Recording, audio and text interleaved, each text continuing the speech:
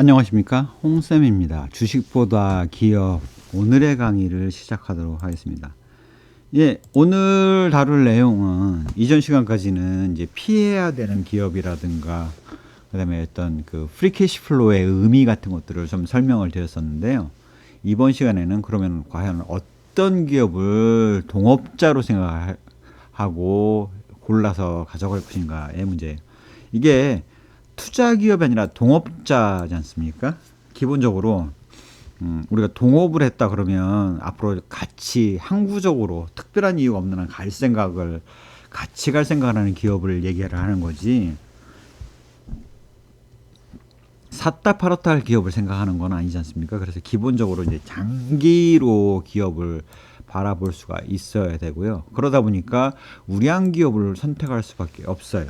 동업자가 될 만한 우량 기업이라고 하면 일단은 죽어버리면 안 되죠. 부도나버리면 안 되지 않습니까? 그래서 장기 생존 가능성이 높고, 그 다음에 이제 이 투자를 해서 적어도 은행에다 넣은 것보다는 그 성과가 나은 기업이어야 되기 때문에 지속적으로 그 기업의 성장 가능성이 높은 기업. 여기 성장이라는 거는 뭐의 성장이냐면 바로 프리캐시 플로우가 꾸준히 증가할 수 있는 기업이라고 보실 수가 있습니다. 결국 그러면 무엇 대비 성장을 더 잘해야 되느냐? 적어도 변동성이 있는 기업에 투자를 해서 위험 부담을 하는 상황이면 위험이 거의 없는 은행에다 넣어둔 은행 이자보다는 높은 기업을, 더 수익성이 높은 기업을, 성장 가능성이 높은 기업을 골라야 될 거예요. 즉 이런 기업들을 통상 우리가 이제 그 리포트나 이런 데서는 펀더멘탈 우량 기업이라고 얘기를 합니다. 이렇게 하기 위해서 가장 필수적인 조건은 외부 변화에 대한 내부 대응 능력을 갖고 있는 거고, 이런 것들은 바로 뭘로 측정할 수 있냐면 바로 기업의 프리캐시 플로우로 측정할 수 있어요. 다만 여러분이 생각할 때 프리캐시 플로우 하면 공식처럼 해서 딱 나오는 것처럼 공식을 보셨으니까 이미 프리캐시 플로우라는 것들이 어떻게 도출되는지 이런 것들, 그것이 의미하는 바를 설명을 드렸지 않습니까? 그런 것들을 통해서 프리캐시 플로우를 보시면 최근의 프리캐시 플로우 내지는 미래의 프리캐시 플로우만을 한 시점만 생각하시는데요.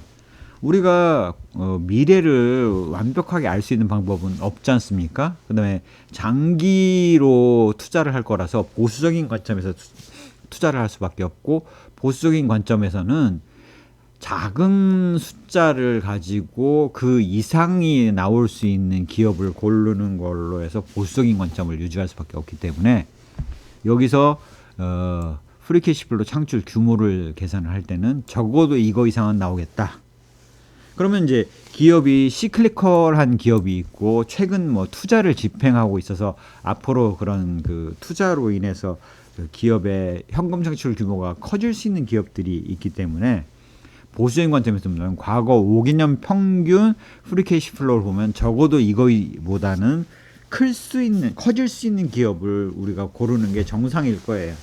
이 숫자를 놓고 기계적으로 판단하는 게 아니라 그 기업의 정성적인 것까지를 감안해서 판단하기 때문에 과거 5개년 평균 프리캐시 플로우보다는 앞으로 커질 수 있는 기업들을 고르는 게 정상일 걸로 생각을 하시면 됩니다. 그래서 그러면 기업의 창출 규모가 크다 작다는 뭐 어떻게 판단할 것이냐?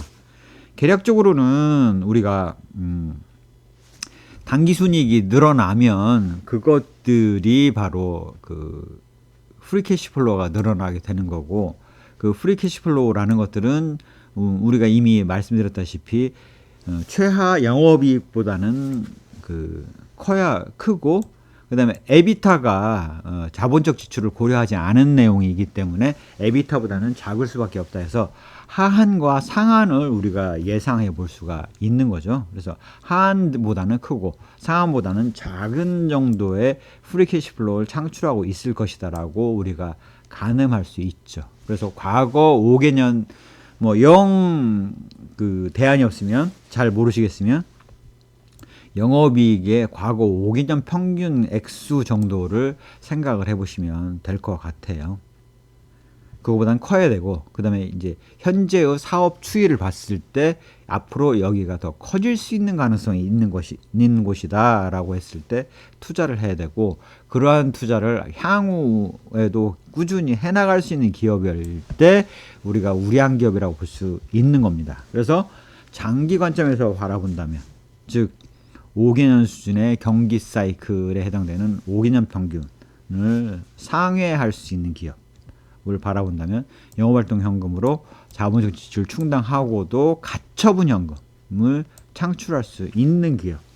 그러면 기업 입장에서는 이런 가처분 현금인 잉여 현금을 모아서 프리캐시 플로우를 모아서 신규 투자를 집행을 하거나 아니면 그 잉여 현금을 가지고 배당을 하거나 뭐 이렇게 할 거 아니겠습니까? 뭐 자회사 투자를 해서 추가적인 수익을 창출하거나 와 같은 형태의 액션들을 취해 나가지 않겠습니까? 그래서 그런 잉여 현금을 창출할 수 있어야 되는 거죠. 즉 잉여 현금 창출 규모가 작은 기업의 경우는 설비 투자를 신규로 하기도 어렵고 배당을 주기도 어려워지고, 그 다음에 자회사 같은 시너지를 노릴 수 있는 자회사를 투자하는 것도 어려워지기 때문에 잉여현금 규모가 크다라는 얘기가 바로 외부 변화에 대한 내부 대응 능력이 이게 크기를 가늠할 수 있는 양적인 지표라고 보실 수가 있겠죠.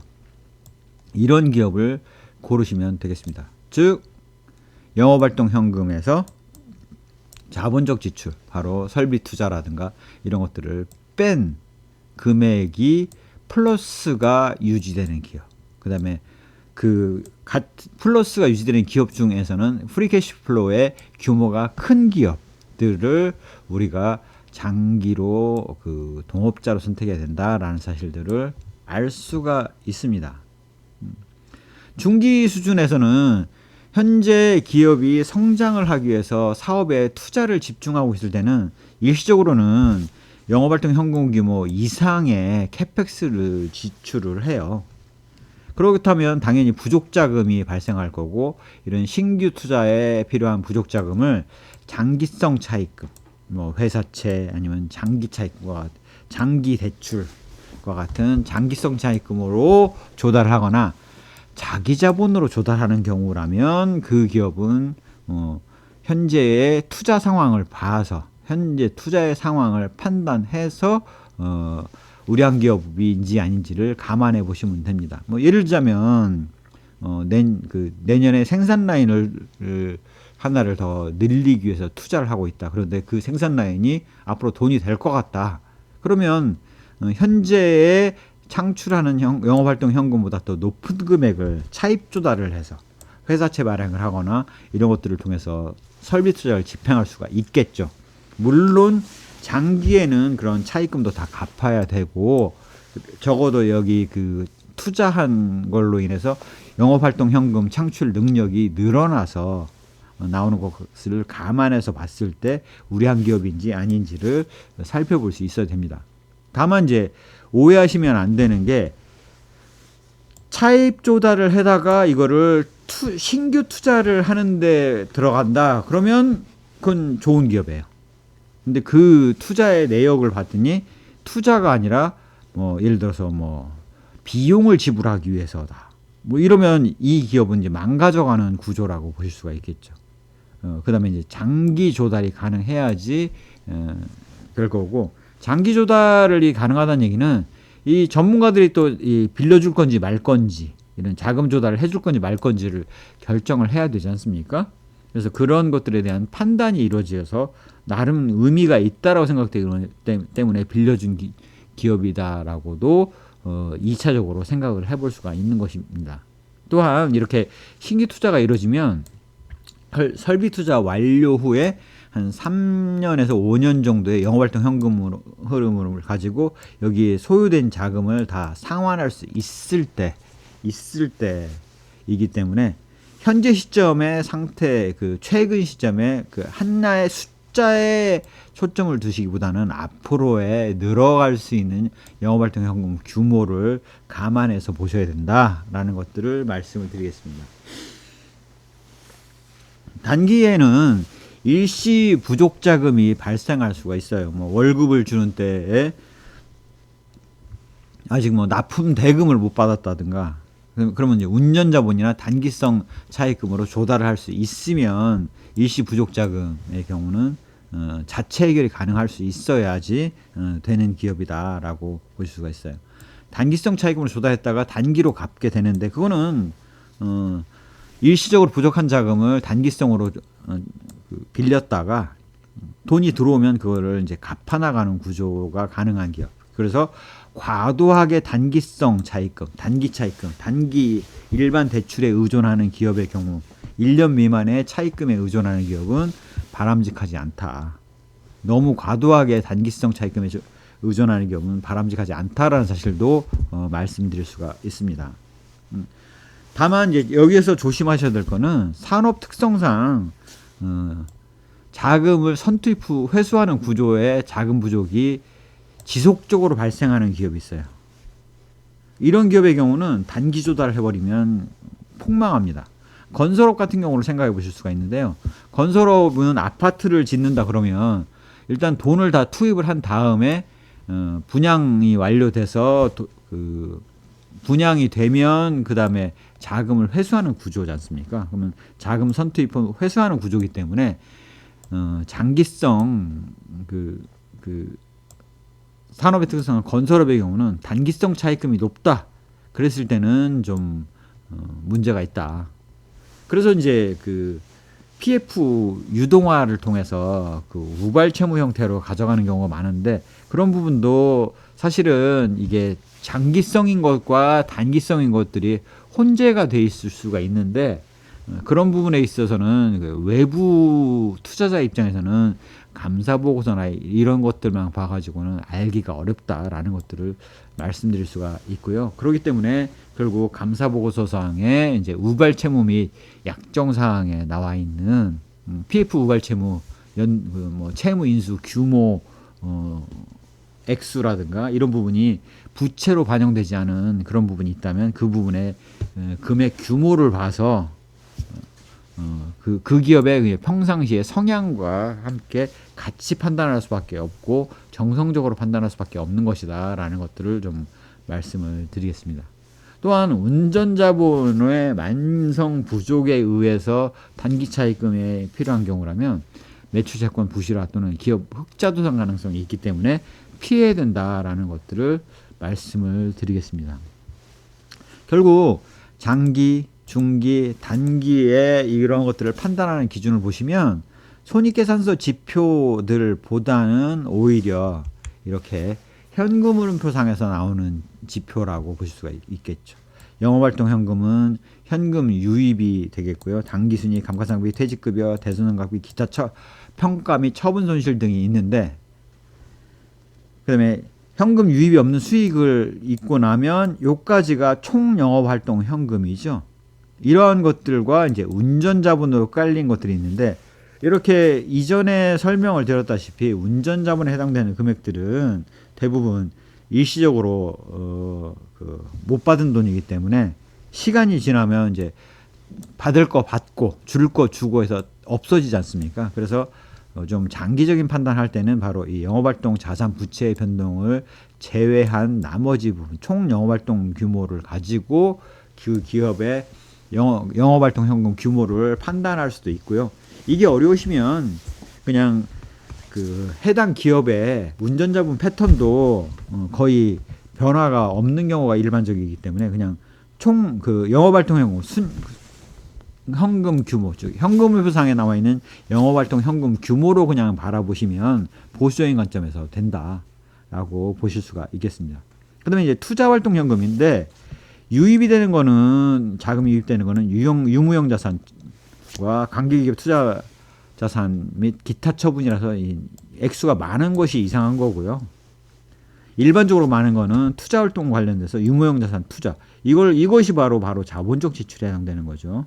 관계기업 투자 자산 및 기타 투자인데, 국내 투자를 할 때는 유무형 자산으로 투자를 하겠지만 중국 같은 해외 법인에 투자를 하거나 뭐 외국에 뭐 미국에 그 공장을 설립한다 그러면 별도 회사를 별도 법인을 만들고 거기에 따라서 주식으로 투자하는 형태가 되지 않습니까? 그런 경우라면 관계기업 투자자산으로 해서 주식 투자 형태로 되는데 이렇게 생각해 보시면 될 것 같아요. 삼성전자가 뭐 미국에 공장을 만들었다. 그러면 삼성전자의 미국 법인, 별도 법인이 갖고 있지만 삼성전자가 주식을 그 취득해서 들고 있는 상태 아닙니까? 하지만 그게 주식 투자한 게 아니죠. 사실은 생산 설비를 투자를 한 거 아니겠습니까? 그렇기 때문에 관계기업 투자자산의 내역을 살펴봐서 이게 실제로 유무형 자산 투자에 해당되는 건지 아니고 정말 그 주식 투자에 해당되는 건지 이런 것들을 좀 잘 따져 보셔서 합산해서 계산해 보시면 될 것 같아요. 특히 이제 관계기업 투자자산 규모가 큰 경우라면 좀 조심스럽게 바라보셔야 됩니다.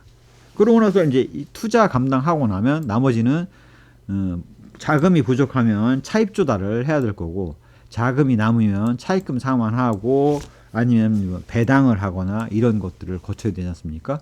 결국 우리가 바라보는 것들은 이러한 관점은 바로 이 현금흐름표상의 관점을 그대로 이해하신 상태에서 보시면 된다.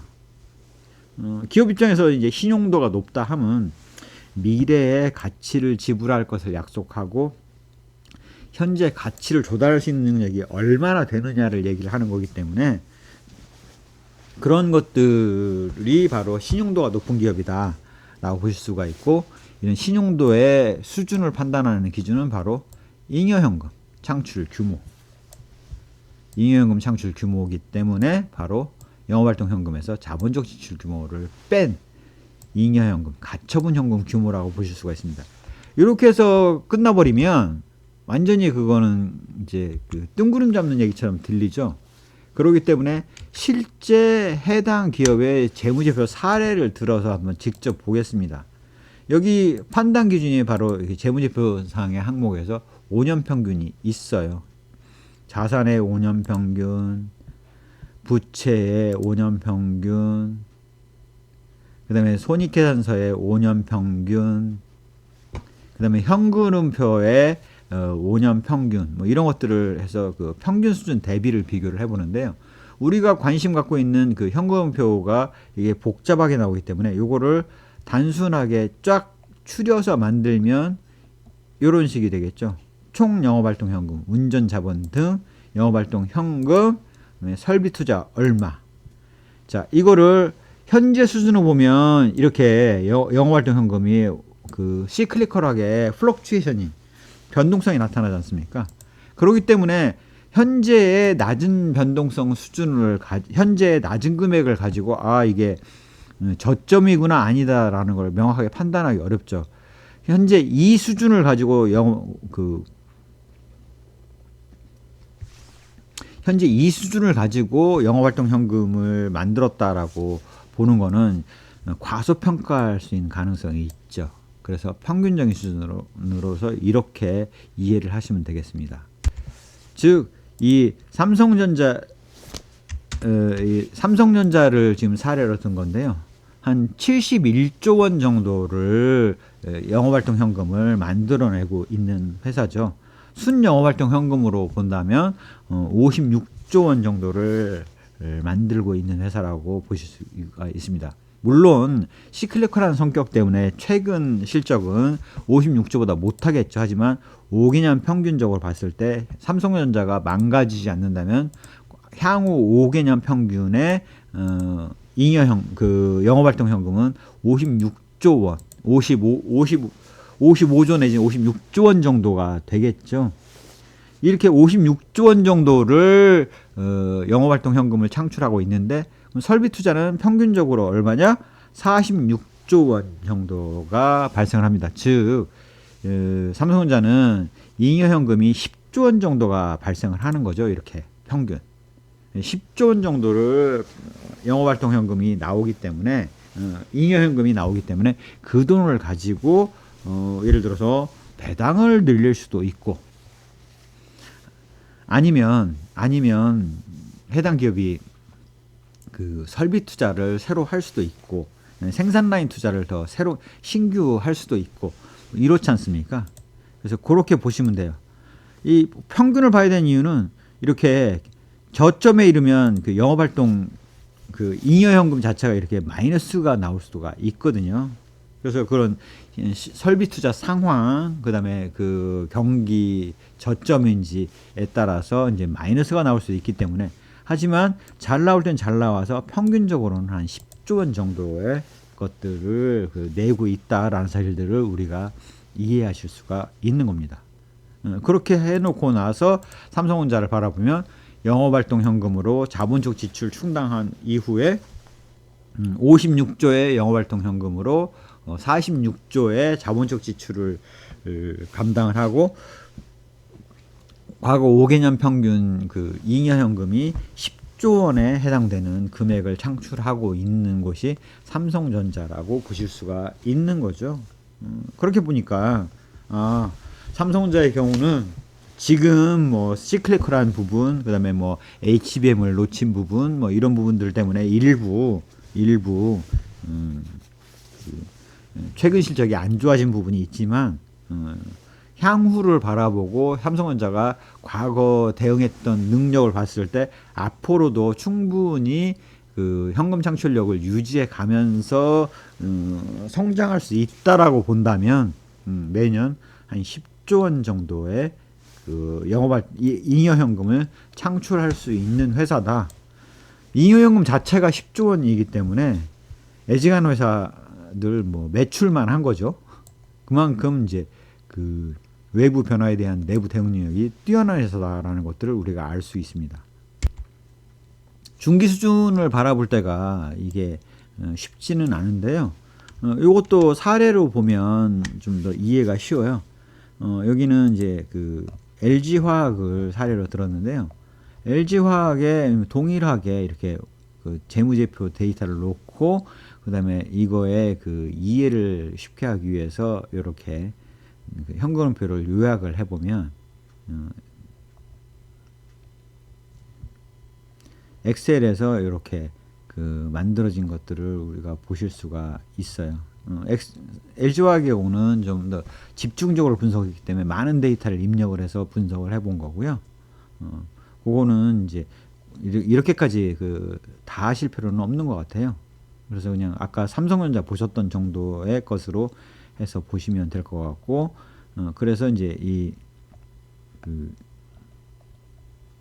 회사의 영업활동 현금의 것들을 보시면, 영업활동 현금이 5개년 평균 한 3조 3천억 정도, 3조 원 정도를 하고 있고, 설비 투자를 3조 6천억 정도를 하고 있어요. 즉 이 회사는 영업활동 현금보다 높은 수준의 자본적 지출을 하고 있는 거죠. 자, 그래서 보면 이게 최근은 어떻게 된다 해서 보면 2조 4천억에 1조 8천억이니까 이 평균적인 3조 6천억을 했던 거는 과거 2020년도와 2019년도에 설비 투자를 왕창 한 것이 기반이 되는구나 라고 본다면, 대략적으로 최근 실적으로 본다면 이렇게 되겠죠. 최근 실적으로 일단락 됐다라고 본다면 이 회사는 약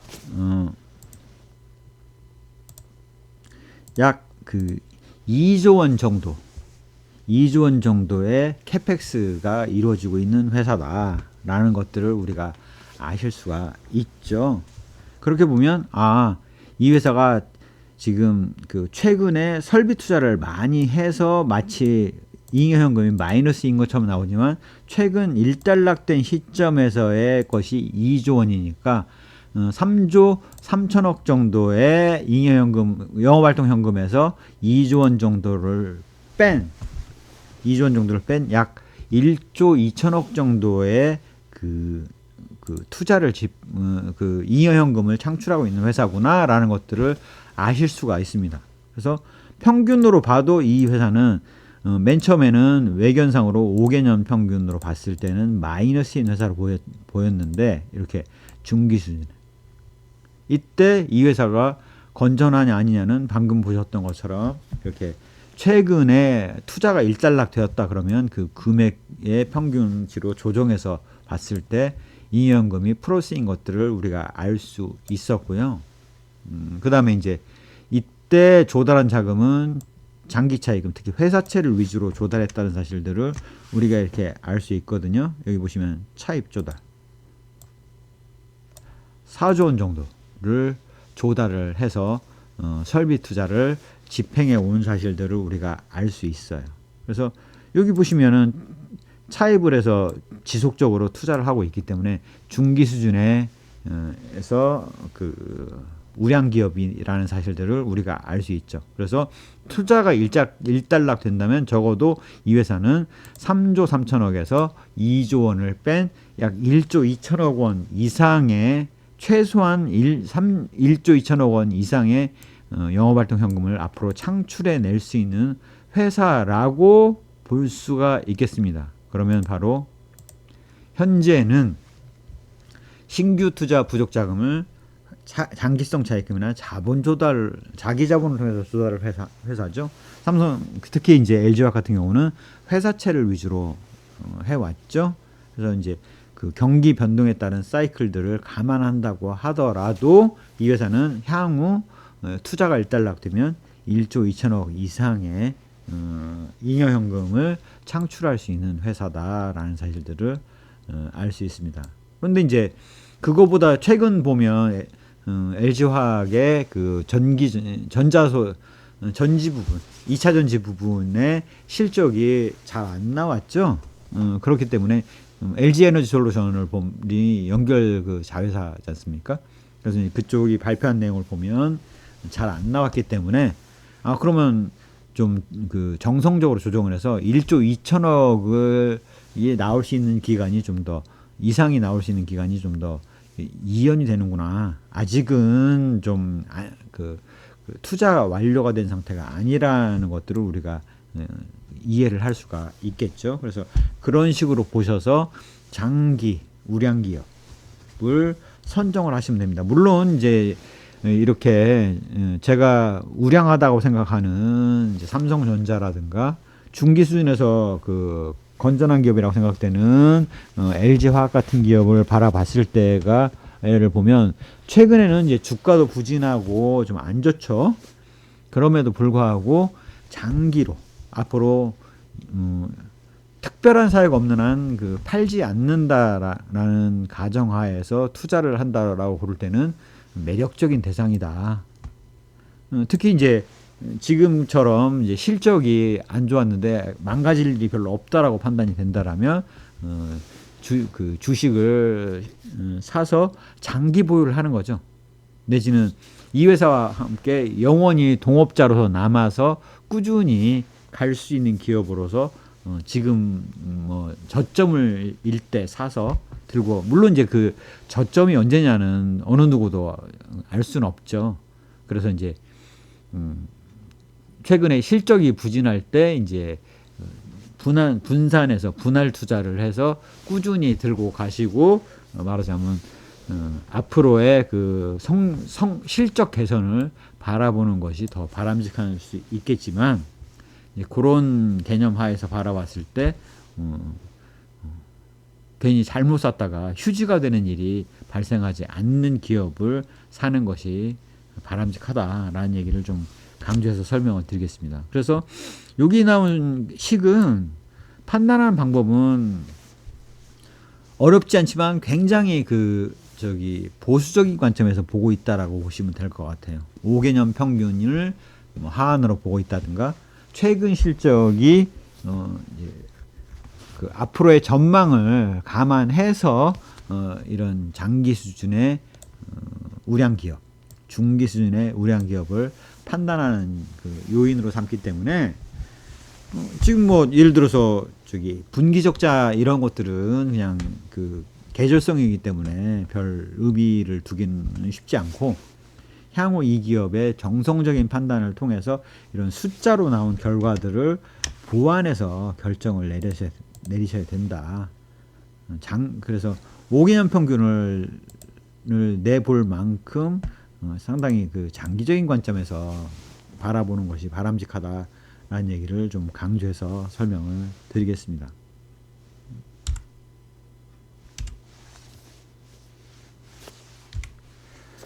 실상 기업의 이런 것들을 바라보는 것들은 최근 숫자만 봤을 때에도 문제가 있어요. 최근 숫자만 보는 것도 문제가 있고 5개년 평균 자료만 보는 것도 최근의 그 흐름을 제대로 반영 못할 수가 있기 때문에 그런 숫자들과 함께 정성적인 판단을 하셔야지 될 것 같습니다. 저 같은 경우는 그래서 지속적으로 뭐 삼성전자나 이런 부분들에 대해서 이제 그런 산업에 대한 그 자료들을 이제 찾아보고 있고요. 그다음에 이제 그런 그 유튜브나 이런 데서 산업에 대한 설명을 하는 내용들을 보면서 단기 소재에 일희일비하지 않고 장기로 바라보고 해당 기업의 그 문제점들을 살펴보고 있다라고 말씀드릴 수가 있습니다. 결국 그렇게 하기 위해서는 당연히 이런 재무제표 분석과 함께 분기별로 삼성전자나 LG화학 같은 데가 하고 있는 이런 IR 자료 같은 것들을 좀 잘 살펴보셔야 되고요. 이런 개념 하에서의 이런 그 흐름들을 본인이 들고 있는 주식들의 그 재무제표를 다 받아가지고 이렇게 정리를 해보시면 제가 생각하는 것들의 그 의미들을 좀 이해하실 수가 있을 거예요. 그래서 그냥 누가 이거 좋다더라 라고 생각을 하고 샀다면 나중에는 이제 누가 이런 말 했는데 그게 영 틀렸어 이러면서 그놈 나쁜 놈이야 라고 욕을 할 수 있겠지만 그래봐야 자기가 손해본 돈은 돌아오지 않는다는 거. 자기 책임하에 자기 확신을 가지고 해당 기업을 장기로 들고 가기 위해서는 상당한 확신이 필요하고 그렇게 하기 위해서는 자기의 철저한 분석이 따라야 된다. 누가 좋다더라 이걸 따라가는 거는 그렇게 하실 거라면 적어도 주식 투자하는 것들은 맞지 않다. 차라리 그냥 은행 예금하시는 게 낫다라는 것들을 말씀을 드립니다. 그래서 정성적인 판단까지를 하기 위해서 상당한 연구가 필요하고 지속적인 그 지식 위에 누적이 필요하다는 얘기를 다시 한번 강조해서 설명을 드리겠습니다. 예, 제 강의가 도움이 되셨다면 구독, 좋아요, 알림 설정 부탁드리겠습니다. 감사합니다.